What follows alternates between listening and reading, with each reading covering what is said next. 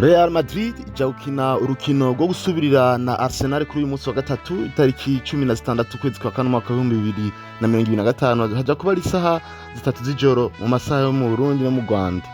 Abakinyi n'abakunzi b'umugwi wa Real Madrid bizeye ko bagiye gusezerera umugwi wa Arsenal wabatsinze itsindo bitatu kubusa mu rukino rw'ibanze. Kuvyo kibazo nk'ibi mbega ivyo vyizeye birashoboka? Nayo amajambo abakinyi ba Real Madrid bamaze kuvuga kuri urwo rukino nije ntambwe bamaze gutera ivyo kwizera maremontada Real Madrid yabitanguye byari bivuye kuki ni ayahe maremontada nibagirwa ekipe ya Real Madrid yagiye akora mbega imigwi yompi yahagaze gute uyu mwanya ni uwuhe mugwi ufise amahirwe menshi yo kubandana. Reka ndakuramutse ngenda gwikaze muri iki kiganiro ugiye guhabwa nanje Wilfried Rambona biciye ku kinyamakuru Wifi Sport gikorera kuri YouTube na Facebook. Nizere ko ukomeje kugira ibihe vyiza ukaba ukitswe n'amagara ugwarukira ukaba naho uri mu zindi ngorane nawe ndakwifurize kuzivamo. Reka ndagushimire wowe umaze gukora subscribe kuri no YouTube channel Wifi Sport. Reka nshimire nawe umaze gukora swipe cyangwa follow kuri page ya Facebook yitwa nayo nyene Wifi Sport. Nongere nshimire nawe ugiye kubikora ndakwibutse ko kubikora bituma uba wa mbere mu kuronka ibiganiro ngenda ndabashikiriza. Timenyekanishije ntudandaza ufite wamamaza ufite ibyo ukora ukabushaka ko abakiriya babimenya ku bwinshi duhamagara cyangwa twandikire kuri iyi nimero ubona aha munsi gutanya 257 61 78 hama tubigufashe muri plus 257 60 78 64 61. Mukanya twinjira nido n'ikiganiro kivuga ku bijanye na remontada ivugwa ko yitezwe ku rukino rwa Real Madrid na Arsenal.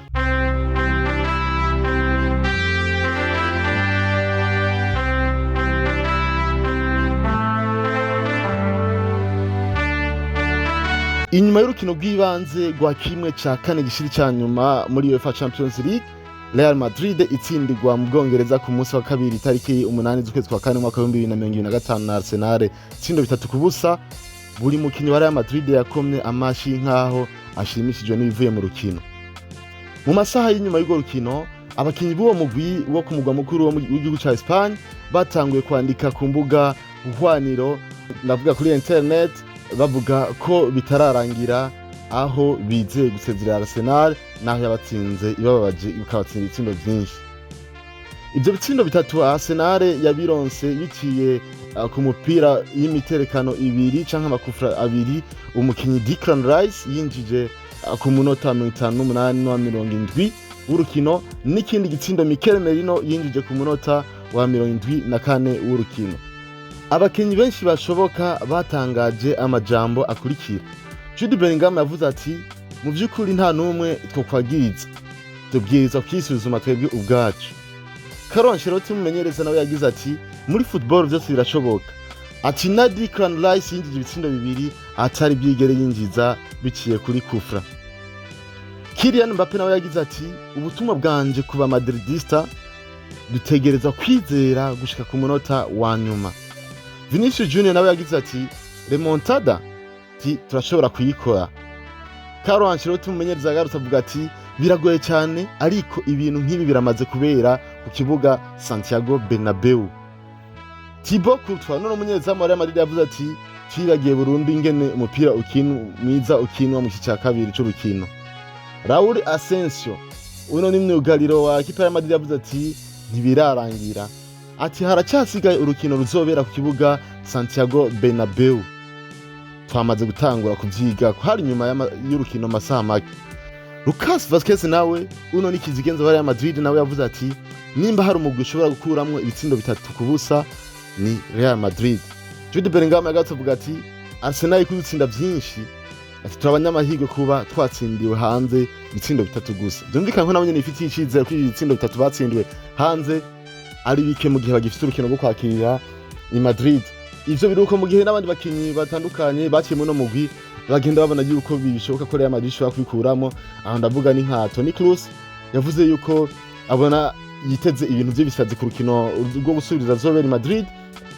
Avuga yuko ivyo bisazi bizotuma abakinyi ba Real Madrid bashobora kuba bagomba ibitsindo bitatu ndetse bakashobora no gusezera ikipe ya Arsenal.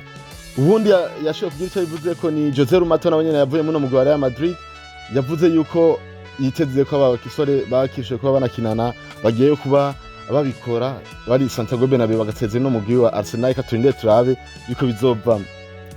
Inyuma y'urwo rukino kandi abakinyi nka Jude Bellingham, Fede Valverde, Vinicius Junior na Kylian Mbappe baragirishije inama baganirira abakinyi bose mu bwambariro. Ico kiganiro carangiye bakoma amashi, aho bashinze n'icivugo bavuga bati tuzobishikako. Je nibiki bazoshikako?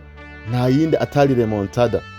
Izina remontada ryatanguye kuvugwa i Madrid ryari hari mu myaka y'igihumbi kimwe n'amajana 1980 bivuye ku mu legend wa Real Madrid, umukinyi yaca ku ruhande rw'iburyo yitwa Juanito.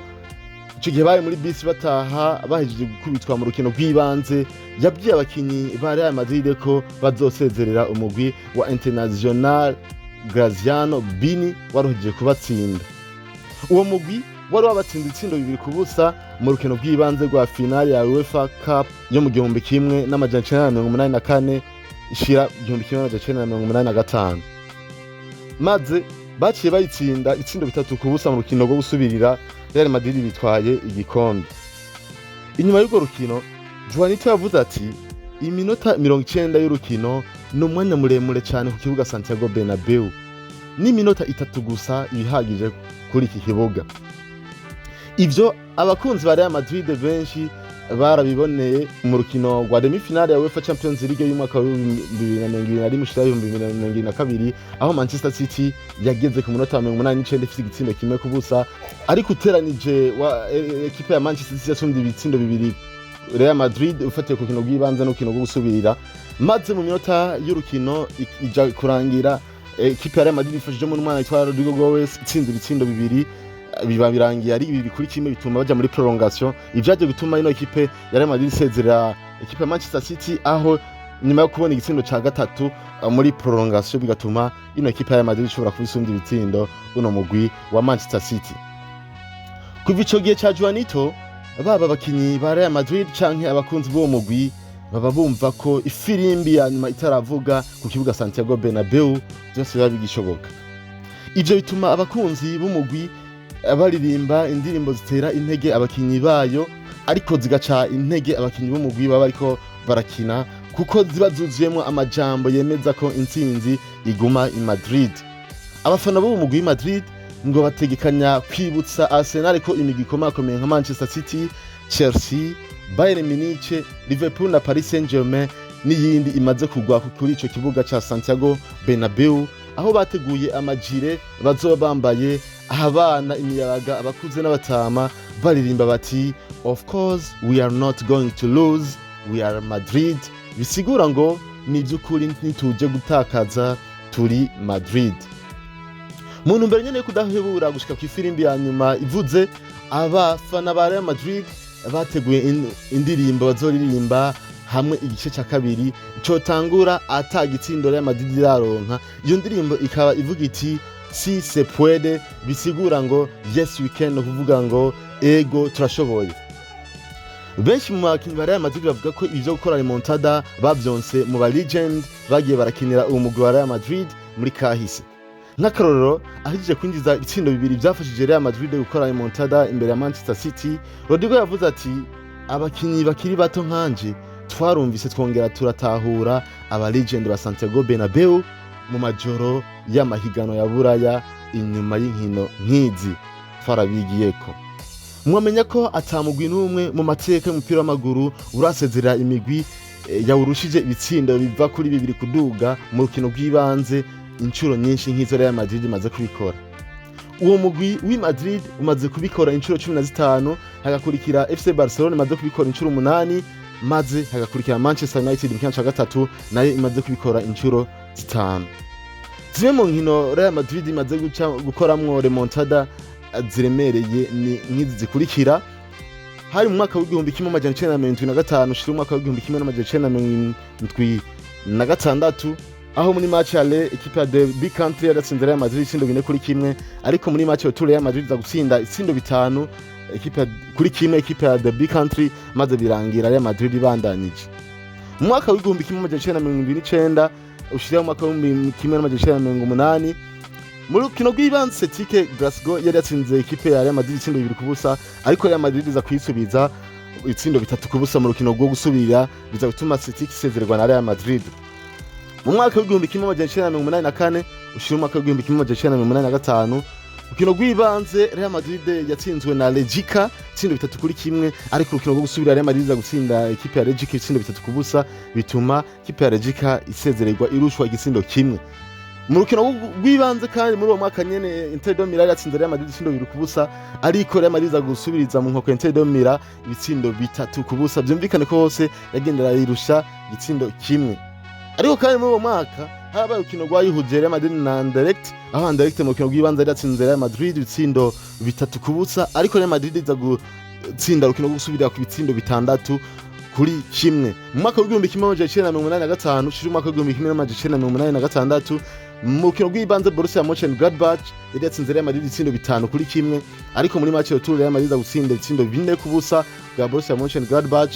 Iki gihe urumva ko baciye banganya ibitsindo 5 ku bindi ariko kubera hari hakiri igitsindo watsindiye hanze cyagiye hakigarurwa nk'ibitsindo 2 byaciye bituma Real Madrid ishobora kubandanya tiro bashana muri prolongation muri za tiro B.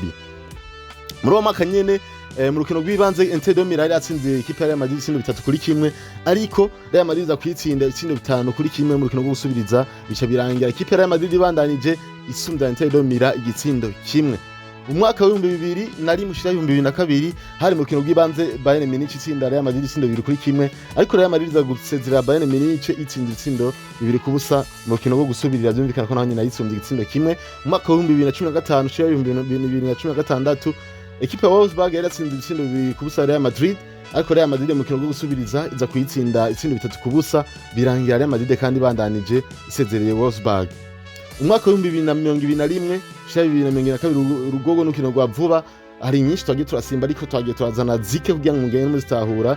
Ikipe ya Real Madrid yari yatsinzwe mu rukino rw'ibanze na Paris Saint-Germain igitsindo 1-0 mu rukino rwo gusubirira Real Madrid iza gutsinda ibitsindo 3-1 bya Paris Saint-Germain. Mu rukino rwo gusubirira nyene bagiye kugera ku munota 60 w'urukino ikipe ya Paris Saint-Germain ariyo yatanguje kuronga igitsindo aho byasa n'ibimaze kurangira ikipe ya Paris Saint-Germain imaze kubitsinda itsindo 2-0 Real Madrid aho ni mu gihe hari hasigaje iminota 30 gusa kugira ngo birusheho kuba binarangira. Ikipe ya Real Madrid biciye kuri Karim Mustafa Benzema hat-trick yiwe iza gutuma isezera Paris Saint-Germain bayitsinze ibitsindo 3-1.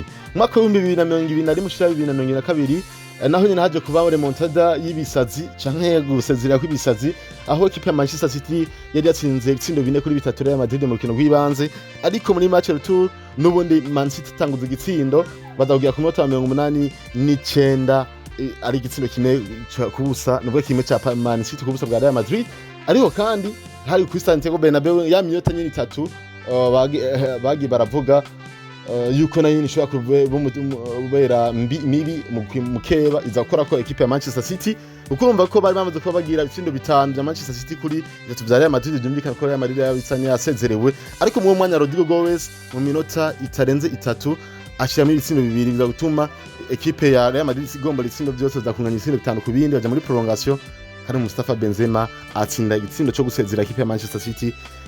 Izo ni zimwe muri remontada zagiye zirakogwa ariko kandi hariho nyinshi ziriwe turagarukako.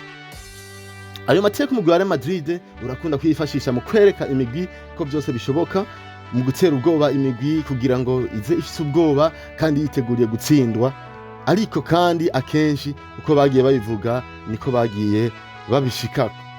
None ivyo ayo mateka byo twizeza ko Real Madrid izokora remontada ku kino rwa Arsenal mbega imigwi yompi ihagaze gute kuri uyu mwanya kugira ngo ishobore gukora remontada Real Madrid ibwirizwa kwitanga bidasanzwe igakoresha nk'incuro 3 inguvu yakoresheje mu rukino rw'ibanze kuko no mu rugo rukino nyene batoye umunyegoli Thibaut Courtois ubundi bari gutsindira ibitsindo byinshi birengeye bijya 3 basho kuba natsindwa ariko kandi karo uno munyezamu Thibaut Courtois yashoboye kuba aba okorana cyane ku mipira agiye arakuramo yari amakenga yari ishobora kuvamo ibitsindo ariko kandi ibihe abasatirizi bayo barimwo nizeza neza ko uwo mugwi w'i Madrid zohava ubishikako kuko nka Vinicius Junior, Rodrigo Goes nibariko baragaragara mu mikinire yo kurokora uno mugwi nkuko twabisanzwe tubimenyereye ariko kandi Munako no kwitanga bariko bashaka gukoresha kuriko kuraba kwegera akarambaraye atufatira nk'akaroro k'ikarata itukura Kylian Mbappe byeretse mu mpera zinondwi ku rukino bariko bakina na Alaves muri no higanwa rya La Liga. Vyumvikana ko uravye inguvu yariko akoresha zo zatinya ko rikosa ryatumye rimuviramwo ikarata itukura. Arsenal ariko kurandi rwayo nayo ibwirizwa gucungera intsinzi y'ibitsindo bitatu bazojana na Beo, na cyane ko umumenyereza wayo Arteta asanzwe ziko atakwinyemeza neza ko yacho kuba arengana ifirimbi yanyuma itaravuga kuri kino kibuga ca Santiago Bernabeu.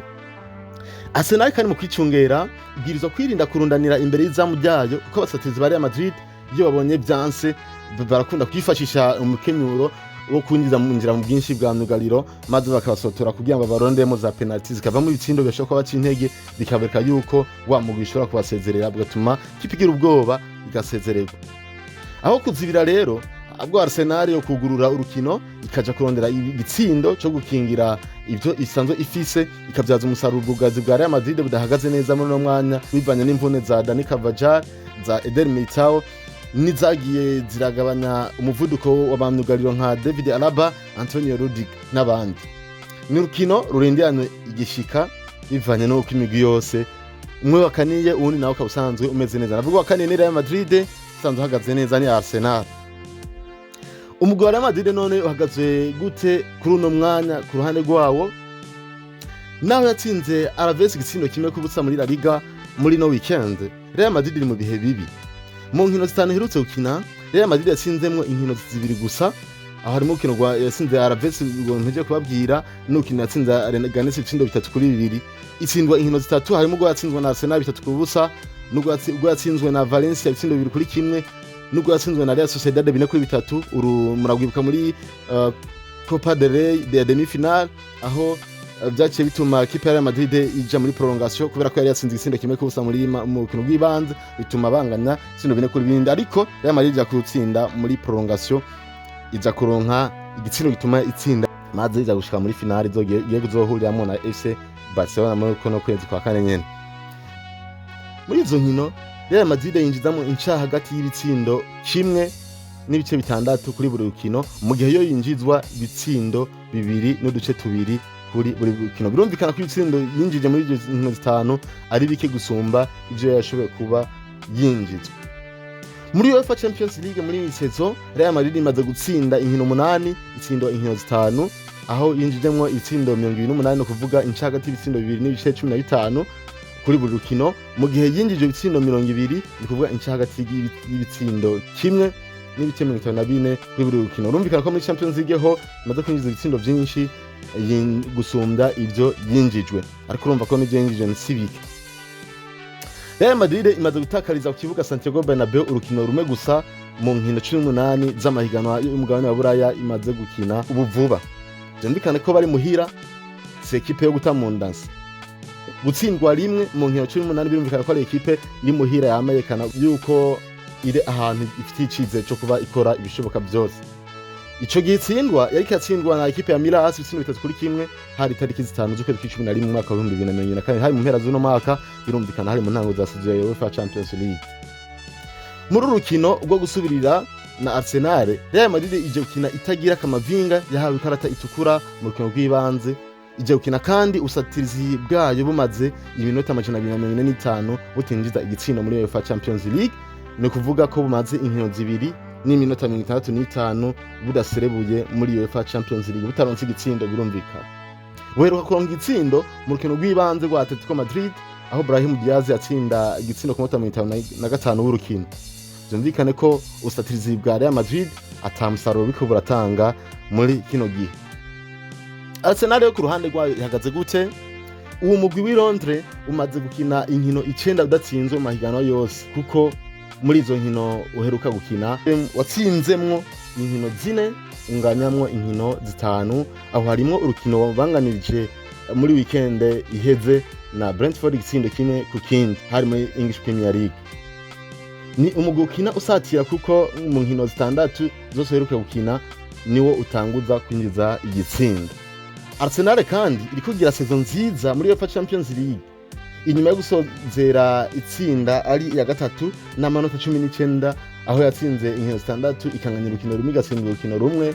Arsenal yaduze muri kimwe cya munani gishiri ca nyuma aca UEFA Champions League itiriwe aca muri za nkino z'amajonjo acanke muri barrage, ariko kandi no muri ico kimwe cya munani gishiri ca nyuma yahaciye irengana kuko yasezereye equipe ya PSV Eindhoven byoroshye cyane aho yinyagiye itsindo 9-3 mu nkino zibiri, ndavuga urukino rw'ibanza n'ubwo gusubirira.